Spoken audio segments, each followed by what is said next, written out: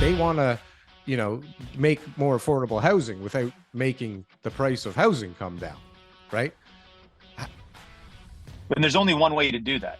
There's a way to do that? How do you do that? I think with the infrastructure servicing, though, if you looked at the city of Pickering, and the mayor and all of the town council voted unanimously against the whole DRAP, development plan, because it's going to be so damn expensive to try to get all the utilities and infrastructure out there, right? And yes, developers do pay for the upfront cost for the development, but then the servicing of that infrastructure over time, that's what then falls on the residents of Pickering.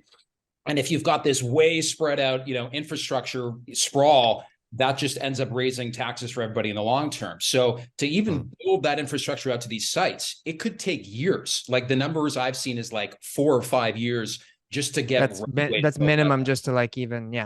So they have to actually build another. They actually have to double the water treatment facility in Pickering. Like the water treatment facility alone isn't big enough. So there is major things that have to happen before they could even get to those services. But Pickering just started having its day, they got a GO station and people are putting in towers and they've got crazy zoning over there all of a sudden, and the airport's getting redone. It's the Las Vegas of Ontario, right? But now all of a sudden it's like, really? You can unlock the greenbelt? Now people will be able to buy something for cheaper over there. What we just got here, guys. What the fuck? Don't take this away from us. There's vested interest, believe me. Because no, seriously, if we all of a sudden have all these houses and all this sprawl again, what happens? What happens when there is options? It kind of fucks things up for people that Makes don't want more affordable. it to get fucked up. Isn't that the goal? But that was a headline this week. Was what the hell was it? I wrote it down. But basically, they want to make more affordable housing without making the price of housing come down, right?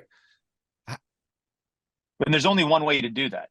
There's a way to do that? How do you do that? Well, I think that, it was always the way that you used Unlock to do it the back. greenbelt was the way to you do said, it. pick, there you go.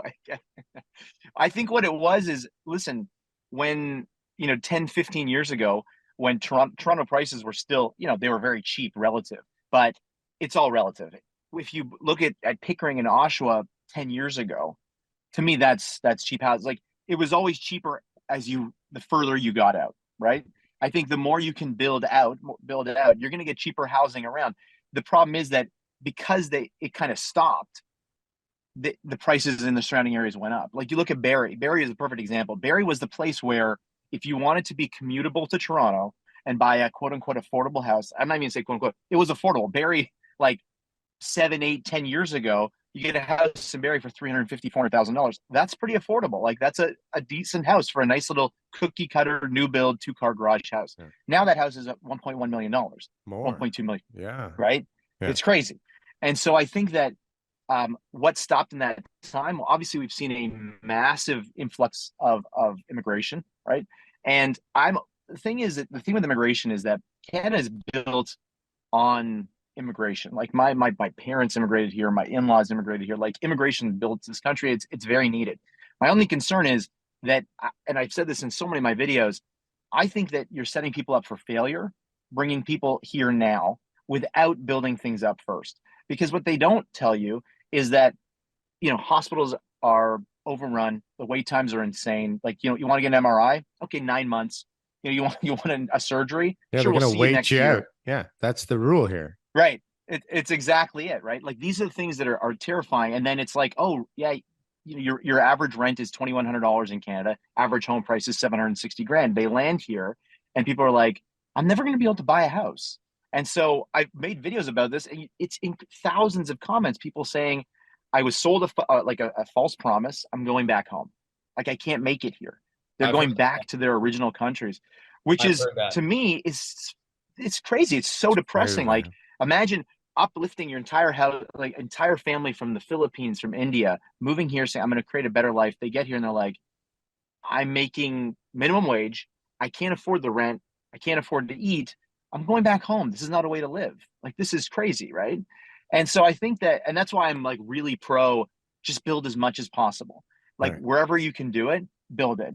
Right. And I'm all for green space. Look, Canada does not have a lack of green space, right? Like we have a lot of green space. And I'm not saying that, we should just plow everything down, but the reality is you have to build where people are going to want to buy. Otherwise, everyone would be building houses in Muskoka. That's not going to happen.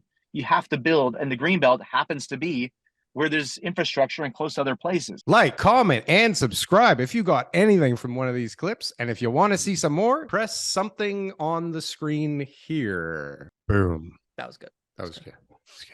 I like that. That was good.